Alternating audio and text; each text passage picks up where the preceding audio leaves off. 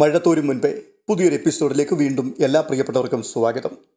അലീന കുളത്തുപുഴയിൽ നിന്നും അവസാനം എല്ലാവരോടും യാത്ര പറഞ്ഞ് സ്റ്റാൻലിയെയും ഔതക്കുട്ടിച്ചായനെയും കൂട്ടിക്കൊണ്ട് കഴക്കൂട്ടത്തേക്ക് യാത്ര തിരിച്ചു. സ്നേഹനികേതനം എന്ന ഓർഫനേജിൻ്റെ ഉദ്ഘാടനമാണ്. ഉദ്ഘാടന ചടങ്ങുകൾ കൃത്യസമയത്ത് തന്നെ ആരംഭിച്ചു. എൻ്റെ അറിവ് ശരിയാണെങ്കിൽ ഈ കൊച്ചു കേരളത്തിൽ 1500-ലധികം അനാഥാലയങ്ങളുണ്ടെന്നാണ് ഏകദേശ കണക്ക്. ഓരോ അനാഥാലയത്തിലും ശരാശരി 50-ൽ പരം അനാഥരും. ഉദ്ഘാടകനായ MLA പ്രസംഗം കേട്ടുകൊണ്ട് ഏതാണ്ട് 1000-ഓളം വരുന്ന ജനക്കൂട്ടം സ്നേഹനികേതനത്തിൻ്റെ മുറ്റത്ത് കെട്ടിയ താൽക്കാലിക പന്തലിലും ചെത്തിയൊരുക്കിയ തൊടിയിലുമായി നിൽപ്പുണ്ടായിരുന്നു. സ്നേഹനികേതനം അനാഥരുടെ അഭയകേന്ദ്രം എന്ന് ഗേറ്റിന് മുകളിൽ കമാനാകൃതിയിൽ എഴുതി വെച്ച ബോർഡ് മുതൽ സ്നേഹനികേതനത്തിൻ്റെ വരാന്ത വരെ തോരണങ്ങൾ കൊണ്ട് അലങ്കരിച്ചിട്ടുണ്ട്. MLA സതീശൻ പ്രസംഗം തുടരുകയാണ്. അനാഥർ എന്ന് പറയുമ്പോൾ അവർ നമ്മുടെ ഒന്നും കൂട്ടത്തിൽപ്പെട്ടവരല്ല. അവർ വേറൊരു തരം വർഗമാണ്. അധികം ഇടപഴകാൻ കൊള്ളാത്ത ആൾക്കാർ. അവർ വേറെ ഏതോ നാട്ടിൽ നിന്ന് വരുന്നവരാണ്, നമ്മുടെ ആരുമല്ല. ഇതൊക്കെയാണ് നമ്മുടെ ഒരു ശരാശരി മലയാളിയുടെ ചിന്ത. സമാധാനത്തോടെ ജീവിച്ചു പോരുന്ന മലയാളിയുടെ മനസാക്ഷിയെ ചൂഷണം ചെയ്യുവാൻ വരുന്ന ഒഴിയാബാധയായി നമ്മൾ പലപ്പോഴും അനാഥരെ കാണുന്നു. അവരെ നമ്മൾ തീണ്ടാപ്പാട് അകലെ നിർത്തിക്കൊണ്ട് ഉച്ഛിഷ്ടം പോലെ എന്തെങ്കിലും എറിഞ്ഞു കൊടുക്കുന്നു. വാസ്തവത്തിൽ അന്യരാണോ അനാഥർ? ഒരു സമൂഹത്തിൻ്റെ മുഖത്തെ വേദനിക്കുന്ന മുറിവുകളാണവർ. അവരെവിടെ നിന്നാണ് വരുന്നത്? നമ്മുടെ സമൂഹത്തിൽ നിന്നും തന്നെയാണ്. നമ്മുടെ കാപട്യത്തിൽ നിന്നും നമ്മുടെ സ്നേഹശൂന്യതയിൽ നിന്നുമാണ് അനാഥരുണ്ടാകുന്നത്. ഒരു സമൂഹത്തിൻ്റെ മനോഭാവത്തിൽ നിന്നാണ് അനാഥർ ജനിക്കുന്നത്. നമ്മുടെയൊക്കെ ദൗർബല്യത്തിൽ നിന്നും ഭീരുത്വത്തിൽ നിന്നുമാണത്. ഓരോ അനാഥനും അനാഥയ്ക്കും വേണ്ടത് നമ്മൾ അവരുടെ മുഖത്തേക്ക് വലിച്ചെറിയുന്ന സഹതാപം പുരണ്ട സൗജന്യമല്ല, ഉച്ഛിഷ്ടമല്ല. അവർക്ക് നമ്മൾ നിഷേധിച്ച സ്നേഹവും സുരക്ഷിതത്വവുമാണ്. വാസ്തവത്തിൽ അവരാരും അനാഥരല്ല. ഒരാളും അനാഥനായി ജനിക്കുന്നില്ല. എവിടെയെല്ലാമോ അച്ഛനും അമ്മയും കൂടപ്പിറപ്പുകളും ബന്ധുജനങ്ങളും ഉള്ള സനാഥരാണവർ. അവർ സമൂഹത്തിൽ നിന്നും ഉപേക്ഷിക്കപ്പെടുക മാത്രമേ ചെയ്യുന്നുള്ളൂ. അങ്ങനെ ഉപേക്ഷിക്കപ്പെട്ട ഒരു പെൺകുട്ടി പിഞ്ചു പൈതലായിരുന്നപ്പോൾ മുതൽ 23 വർഷക്കാലം അനാഥത്വത്തിൻ്റെ കയ്പും കണ്ണുനീരും രുചിച്ച് ഇതേ സ്നേഹനികേതനത്തിൽ വളർന്ന പെൺകുട്ടി അവളുടെ അച്ഛനമ്മമാരെയും ബന്ധുജനങ്ങളെയും എല്ലാം തിരിച്ചറിഞ്ഞ് അവരോടൊപ്പം 2 വർഷത്തോളം താമസിച്ച ശേഷം വീണ്ടും തിരിച്ചു വന്നിരിക്കുകയാണ്. നിറം പിടിച്ച സ്വപ്നങ്ങൾ കാണേണ്ട ഈ പ്രായത്തിൽ സമ്പന്നതയുടെ മടിത്തട്ടിൽ നിന്നും വീണ്ടും എന്തിനാണ് അവൾ തിരിച്ചു വന്നിരിക്കുന്നത്? ഇന്നും പീഡിക തിണ്ണയിലും കുപ്പത്തൊട്ടിയിലും ഉപേക്ഷിക്കപ്പെടുന്ന അനാഥ ശിശുക്കളെ വാരിയെടുത്ത് മാറോടണയ്ക്കാൻ. ഇന്നും നമ്മുടെ സമൂഹം കരിമ്പിൻ ചണ്ടി പോലെ പുറന്തള്ളുന്ന വൃദ്ധന്മാരെയും വൃദ്ധകളെയും സ്വീകരിച്ച് ആശ്വസിപ്പിക്കാൻ. പീഡിതരും ഏകാകികളും നിരാലംബരുമായ പെൺകുട്ടികൾക്ക് അഭയമേകാൻ. അതിനുവേണ്ടിയാണ് ആ പെൺകുട്ടി തനിക്ക് ലഭിക്കുമായിരുന്ന സർവ്വ ഐശ്വര്യങ്ങളും സർവ്വസമ്പത്തും സകല ബന്ധുമിത്രാദികളെയും വിട്ട് ഈ പ്രസ്ഥാനം ഏറ്റെടുത്ത് നടത്തുവാൻ മുൻപോട്ടിറങ്ങിയിരിക്കുന്നത്. 27 വർഷം മുമ്പ് ഈ പ്രസ്ഥാനം തുടങ്ങിവെച്ച സ്നേഹമതിയായ ബ്രിജിത്താമ്മ പോലും ഒരുപക്ഷെ വിചാരിച്ചിട്ടുണ്ടാവില്ല താൻ സ്ഥാപിച്ച സ്നേഹനികേതനത്തെക്കാൾ അലീന എന്ന പെൺകുട്ടിയെ വളർത്തിക്കൊണ്ടുവന്ന് ഈ സമൂഹത്തിന് ദാനം നൽകിയതാണ് താൻ ചെയ്ത മഹത് കൃത്യമെന്ന്. അവൾ ഇന്നിവിടെ വീണ്ടും സ്നേഹത്തിൻ്റെ കൈത്തിരി കൊളുത്തുന്നത് കാണുമ്പോൾ ആ പുണ്യാത്മാവ് എവിടെയോ ഇരുന്ന് ആനന്ദ നിർവൃതി കൊള്ളുന്നുണ്ടാവണം. നേരത്തെ പറഞ്ഞതുപോലെ സ്വപ്നം കാണേണ്ട ഈ പ്രായത്തിൽ ആ പെൺകുട്ടി ധൈര്യസമേതം ഏറ്റെടുത്ത ത്യാഗോജ്ജലമായ സംരംഭത്തിൻ്റെ മുൻപിൽ തൊഴുകൈകളോടുകൂടി നിൽക്കുകയാണ് ഞാൻ. യാതൊരു തടസ്സവുമില്ലാതെ ഈ പ്രസ്ഥാനം നടത്തിക്കൊണ്ടുപോകുവാനുള്ള ധൈര്യവും ആത്മവിശ്വാസവും സർവേശ്വരൻ അവൾക്ക് നൽകട്ടെ എന്ന് ഞാൻ ഹൃദയപൂർവ്വം ആശംസിക്കുന്നു. അവൾക്കിത് ഏറ്റെടുത്ത് നടത്താനുള്ള എല്ലാ സഹായ സഹകരണങ്ങളും നൽകിയ ബന്ധുമിത്രാദികളും തീർച്ചയായും പ്രശംസ അർഹിക്കുന്നുണ്ട്. തുടർന്നും ഈ സന്മനസ് അവർക്കേവർക്കും ഉണ്ടാകട്ടെ എന്ന് പ്രാർത്ഥിക്കുന്നു. അശരണർക്കും അനാഥർക്കും ആലംബമേകുവാൻ വേണ്ടി ജീവിതമൊഴിഞ്ഞുവെച്ച ഈ പെൺകുട്ടിക്ക് എല്ലാവിധ സഹായ സഹകരണങ്ങളും നിർലോഭമായി നൽകണമെന്ന് ഇന്നാട്ടുകാരോട് വിനീതമായി അഭ്യർത്ഥിച്ചുകൊണ്ട് ഞാൻ എൻ്റെ വാക്കുകൾ ചുരുക്കുന്നു. MLA പ്രസംഗം അവസാനിച്ചപ്പോൾ രേവതിക്കുട്ടി നിറമിഴികളോടെ അരികെ നിന്ന ബബിതയെ നോക്കി. ആരും കൈയടിക്കുന്നില്ല. വികാരാധീനരായിരിക്കുകയാണ് എല്ലാവരും. ഷെറിൻ രേവതിക്കുട്ടിയെ നോക്കുന്നുണ്ടായിരുന്നു. അവളുടെ കണ്ണിലും കണ്ണുനീർ തിളക്കം കാണാം. ബാലചന്ദ്രമേനോനാണ് ആദ്യം കൈയടിച്ചത്. തുടർന്ന് അലമാല പോലെ കരഘോഷം പടർന്നു. ബബിത കൈയടിക്കുന്നതിനിടയിൽ നിറമിഴികൾ ഒപ്പി. അവൾ രോഹിത്തും മനുശങ്കറും നിൽക്കുന്നിടത്തേക്ക് നോക്കി.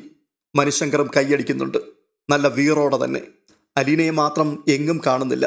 അഭിനന്ദനങ്ങളും ആശംസകളും വരുമ്പോൾ പതിവ് പോലെ അവൾ പിന്നണിയിലാണ്.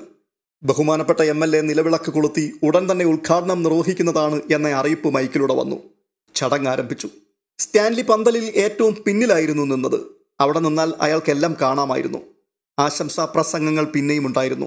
ഇടവക പള്ളിയിലെ വികാരിയച്ഛൻ, കന്യാസ്ത്രീ മഠത്തിലെ സിസ്റ്റർ സുപ്പീരിയർ, പഞ്ചായത്ത് പ്രസിഡന്റ്, സ്ഥലത്തെ വിവിധ രാഷ്ട്രീയ സാമുദായിക പ്രവർത്തകർ.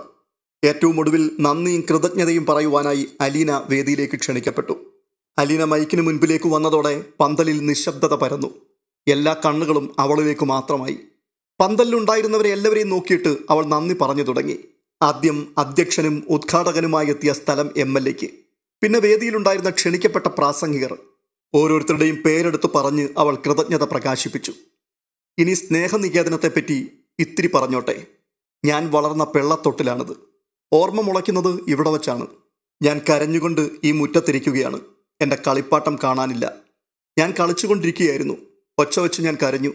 മോളയെന്ന് വിളിച്ചുകൊണ്ട് ബ്രിജിത്ത മമ്മി എവിടുന്നോ ഓടി വന്ന് എന്നെ വാരിയെടുത്തു. ഇതാണ് ഈ ലോകത്ത് ജനിച്ച ശേഷം എൻ്റെ ആദ്യ ഓർമ്മ. എനിക്ക് 2-3 വയസ്സുണ്ടാവും. എന്നെ ആദ്യമായി മോളയെന്ന് വിളിച്ചത് ബ്രിജിത്ത മമ്മിയായിരുന്നു. ഞാൻ എൻ്റെ ഓർമ്മയുറയ്ക്കുന്നതുവരെ ബ്രിജിത്ത മമ്മിയെയാണ് എൻ്റെ അമ്മയെന്ന് വിശ്വസിച്ചിരുന്നത്. എൻ്റെ അമ്മയോട് ഞാൻ വഴക്കിട്ടു, പിണങ്ങി, ശാഠ്യം പിടിച്ച് കരഞ്ഞു. എൻ്റെ കൊച്ചു കൈക്ക് അടിക്കുകയും മാന്തുകയും ഒക്കെ ചെയ്തു. ഒരു കുഞ്ഞതിൻ്റെ അമ്മയോട് കാണിക്കുന്ന എല്ലാ സ്വാതന്ത്ര്യവും ഞാൻ കാട്ടിയിരുന്നു. പിന്നീട് മനസ്സിലായി ബ്രിജിത്ത മമ്മി എൻ്റെ അമ്മയല്ലെന്ന്. ഞാനൊരു അനാഥയാണെന്ന്. അത് ഞാൻ അറിഞ്ഞ ശേഷം ബ്രിജിത്ത മമ്മി മുൻപത്തേക്കാൾ കൂടുതലായി എന്നെ സ്നേഹിച്ചു. എൻ്റെ അമ്മ വേറെ ആരോ ആണല്ലോ എന്ന് കരുതി ഞാൻ അവരെ സ്നേഹിക്കാതിരുന്നു. പക്ഷെ ഇപ്പോഴെനിക്ക് തിരിച്ചറിയാം, ബ്രിജിത്ത മമ്മിയെപ്പോലെ ഒരമ്മയെ ഈ ലോകത്ത് ഒരു മകൾക്കും കിട്ടുകയില്ലെന്ന്. എൻ്റെ ജീവിതത്തിലെ ഏറ്റവും വലിയ ഭാഗ്യമായിരുന്നു ആ അമ്മയുടെ മകളായി വളരാൻ കഴിഞ്ഞത്. ആ അമ്മയോട് നന്ദി പറഞ്ഞുകൊണ്ട് പാവനമായ ആ സ്മരണയ്ക്ക് മുമ്പിൽ സ്നേഹനികേതനവും അതിലെ അന്തേവാസികളെയും അതിൻ്റെ ഭാവിയെയും സമർപ്പിച്ചു കൊള്ളട്ടെ. ഇനി എനിക്ക് നന്ദി പറയാനുള്ളത് എൻ്റെ അച്ഛനോടാണ്. അനാഥയായിരുന്ന എനിക്ക് ഈ ലോകത്ത് ആദ്യമായി എന്നെ അംഗീകരിച്ച ബന്ധുവാണ് അച്ഛൻ.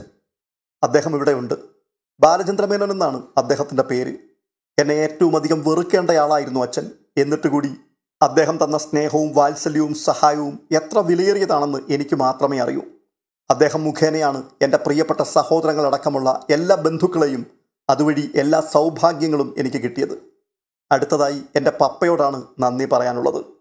2 വർഷം മുമ്പ് നഷ്ടപ്പെട്ടു പോയ സ്നേഹനികേതനം വീണ്ടെടുക്കുവാനും ഞാനിന്ന് ഈ മൈക്കിൻ്റെ മുൻപിൽ നിൽക്കുവാനും കാരണം ആ ഒരേ ഒരാളാണ്, എൻ്റെ പപ്പ. കഷ്ടിച്ചൊരു വർഷം മാത്രമേ ഞാൻ പപ്പയോടൊപ്പം താമസിച്ചുള്ളൂ. എങ്കിലും 1000 വർഷത്തേക്കുള്ള സ്നേഹം പപ്പ സൂക്ഷിച്ചു വെച്ചിട്ടുണ്ടായിരുന്നു. 23 വർഷം സ്വന്തം മകളൊരു ഓർഫനേജിൽ അനാഥയെപ്പോലെ ജീവിച്ചു എന്നത് പപ്പയുടെ മനസ്സിലെ നീറുന്ന ഓർമ്മയാണെന്ന് എനിക്കറിയാം. അതിൻ്റെ പേരിൽ ഞാൻ പപ്പയോട് വാങ്ങിയിട്ടുള്ള സൗജന്യങ്ങൾക്ക് കണക്കില്ല. ഇനിയുള്ളത് ഈ സ്നേഹനികേതനത്തിൻ്റെ പുനരുദ്ധാരണത്തിനു വേണ്ടി എല്ലാവിധ സഹായ സഹകരണങ്ങളും നൽകിയ എൻ്റെ ബന്ധുജനങ്ങളും സുഹൃത്തുക്കളുമാണ്. എല്ലാവരോടും നന്ദിയും കൃതജ്ഞതയും പറഞ്ഞുകൊള്ളട്ടെ. പിന്നെ ഈ നാട്ടുകാരോടും നന്ദിയും കൃതജ്ഞതയും പറയുവാനുണ്ട്. ഞാൻ ഈ നാടിൻ്റെ ചോറുണ്ടാണ് വളർന്നത്. എനിക്ക് മാത്രമല്ല, സ്നേഹനികേതനത്തിലുണ്ടായിരുന്ന ഓരോരുത്തർക്കും അന്നം നൽകിയത് അവരാണ്. തുടർന്നും അവരുടെ എല്ലാം സഹായ സഹകരണങ്ങൾ ഞങ്ങൾ പ്രതീക്ഷിക്കുന്നുണ്ട്. വീണ്ടും ഒരിക്കൽ കൂടി എല്ലാവരെയും സ്മരിച്ചുകൊണ്ടും നന്ദിയും കൃതജ്ഞതയും വാക്കുകളിലൂടെ പ്രകാശിപ്പിച്ചുകൊണ്ടും അലീന പ്രസംഗം അവസാനിപ്പിച്ചു. യോഗാനന്തരം ചെറിയൊരു ചായ സൽക്കാരമുണ്ടായിരുന്നു. അലീന സന്തോഷവതിയായി എല്ലായിടത്തും ഓടി നടന്നു. അവൾ മനുശങ്കറും രോഹിത്തും ബബിതയും കൃഷ്ണജിയും എല്ലാം ഇരുന്നിടത്തെത്തി. ഞാൻ സംസാരിച്ചത് ബോറായിപ്പോയോ മനുവേട്ട? അവൾ ചോദിക്കുകയാണ്. അപ്പോൾ മനുശങ്കർ, സാമാന്യം. പപ്പയെ പൊക്കി പറയാൻ എന്താ ഒരു ഉത്സാഹം. അലീനയുടെ മുഖം വാടി. അവൾ പറയുകയാണ്, ഞാൻ അച്ഛനെ പറ്റിയും പറഞ്ഞല്ലോ. അപ്പോൾ ബബിത, നന്നായിരുന്നു അലീന ചേച്ചി. ആരെയും ഒരുപാട് പൊക്കി പറഞ്ഞൊന്നുമില്ല, എല്ലാം കൃത്യമായിരുന്നു. ഈ മനുവേട്ടന് കുശുമ്പ.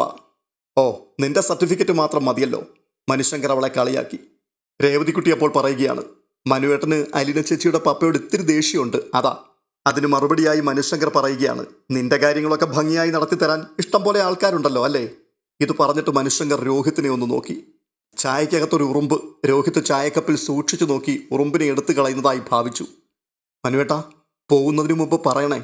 ഇത്രയും പറഞ്ഞിട്ട് അലീന അടുത്ത ടേബിളിലേക്ക് ഓടി. ബബിത അപ്പോൾ പറയുകയാണ്, ഈ മനുവേട്ടന് ഒരു സ്നേഹവുമില്ല. മനുവേട്ടൻ വന്നു എന്ന് കണ്ടപ്പോൾ അലീന ചേച്ചിയുടെ സന്തോഷം ഒന്ന് കാണണമായിരുന്നു.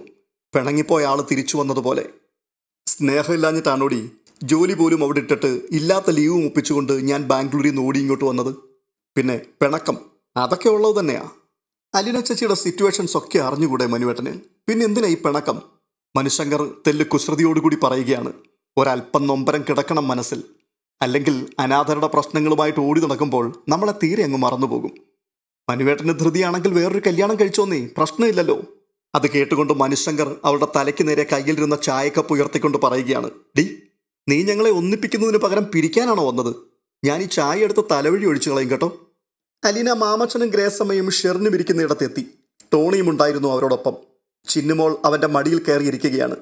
അലീന അവരോട് അല്പനേരം സംസാരിച്ചു. ഇത്തവണ തിരിച്ചു പോകുമ്പോൾ ഷെറിനെ കൂടി കൊണ്ടുപോവുകയാണെന്ന് ടോണി പറഞ്ഞു. ചിന്നുമോൾ മാമച്ചൻ്റെ വീട്ടിൽ തന്നെ നിൽക്കും. അവൾ അവർക്ക് അവകാശപ്പെട്ടതാണെന്ന് ഏറെക്കുറെ അംഗീകരിക്കപ്പെട്ട് കഴിഞ്ഞു. മകളെ വിട്ടുപോകുന്നതിൽ ഷെറിനൊരു വേദനയുണ്ടെങ്കിലും ജീവിതം ഇങ്ങനെയൊക്കെയാണെന്ന് അവൾ തിരിച്ചറിയുന്നുണ്ട്. ആരും സഹായത്തിനില്ലാതെ ഒരു മുഴുഭ്രാന്തിയായി കഴിയേണ്ട അവസ്ഥയിൽ നിന്നുമാണ് ഇത്രത്തോളം എത്തിച്ചേർന്നിരിക്കുന്നത്. കുഞ്ഞിനെ തിരിച്ചു കിട്ടി, ഭർത്താവിനെയും. വലിയ നേട്ടങ്ങൾക്കിടയിൽ ചില ചെറിയ നഷ്ടങ്ങൾ അംഗീകരിച്ചേ പറ്റൂ. കൊല്ലപ്പള്ളിയിൽ നിന്ന് കമല മാത്രം വന്നില്ല. അതിനേക്കാൾ അലീനയെ അത്ഭുതപ്പെടുത്തിയത് ശിവശങ്കരമേനോനോടൊപ്പം ഹരിശങ്കറും വന്നു എന്നതാണ്. രഞ്ജിനിയും സൗദാമിനിയമ്മയും അവരോടൊപ്പം ഉണ്ടായിരുന്നു. നീലഗിരിയിൽ നിന്ന് ഗംഗാധരമേനോനും മാലതിയും വന്നിട്ടുണ്ട്. തിരുവനന്തപുരത്തു നിന്ന് ശ്രീകുമാറും എത്തി. പപ്പ സകുടുംബമാണ് എത്തിയത് എന്നുള്ളത് അലീനയെ ഏറ്റവും അധികം ആഹ്ലാദിപ്പിച്ചു. എൽസമ്മയും ടാനിയയും ടെൽസയും ടോജോയും. ടെൽസ എന്തെങ്കിലും വികൃതി കാട്ടിയാലോ എന്ന് ഭയന്ന് ടാനിയ അവളെ അമർത്തി പിടിച്ചു വെച്ചിരിക്കുകയാണ്. ആളുകൾ ഒത്തുകൂടുന്നിടത്ത് ചെല്ലുമ്പോൾ ടെൽസ പലപ്പോഴും ടാനിയയ്ക്ക് നാണക്കേടുണ്ടാക്കിയിരുന്നു. അലീന അടുത്തേക്ക് ചെന്നതോടെ ടെൽസ പരാതിയുടെ കെട്ടഴിച്ചു വിട്ടു. കണ്ടോ ചേച്ചി, എന്നെ വിടുന്നില്ല, എന്നെ പിടിച്ചു വെച്ചിരിക്കുക. അലീന ചെന്ന് അവളെ മോചിപ്പിച്ചു. അടുത്തടുത്ത മേശകളിൽ പുനലൂരിൽ നിന്ന് വന്ന ഔസേപ്പച്ചനും ആൽബർട്ടും റോബർട്ടും അവരുടെ കുടുംബാംഗങ്ങളും ഇരിപ്പുണ്ടായിരുന്നു.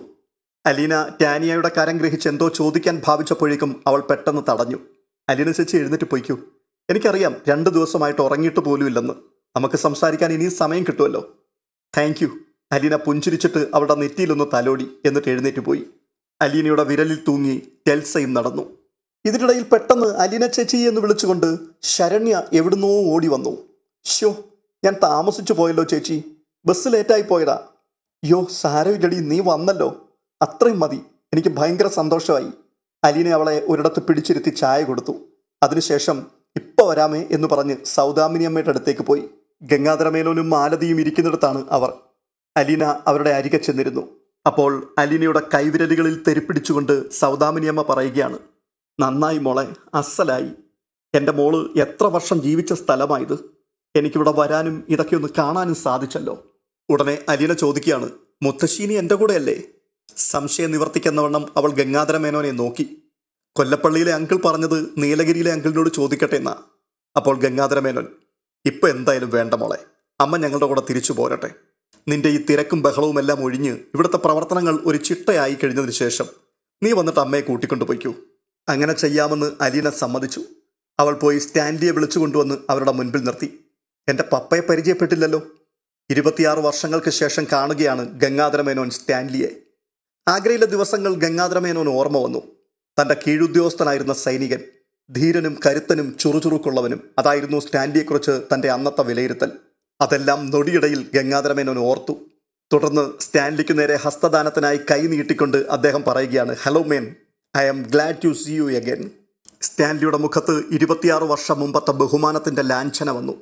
തൻ്റെ സുപ്പീരിയർ ഓഫീസറായിരുന്നയാൾ. ഗംഗാധരമേനോൻ വീണ്ടും സ്റ്റാൻലിയുടെ മുഖത്തേക്ക് ഗൗരവം സ്ഫുരിക്കുന്ന മന്ദഹാസത്തോടെ നോക്കിക്കൊണ്ട് പറയുകയാണ്, you are totally transformed. You were the frequent visitor in my quarters at Agra Cantt. Do you remember that?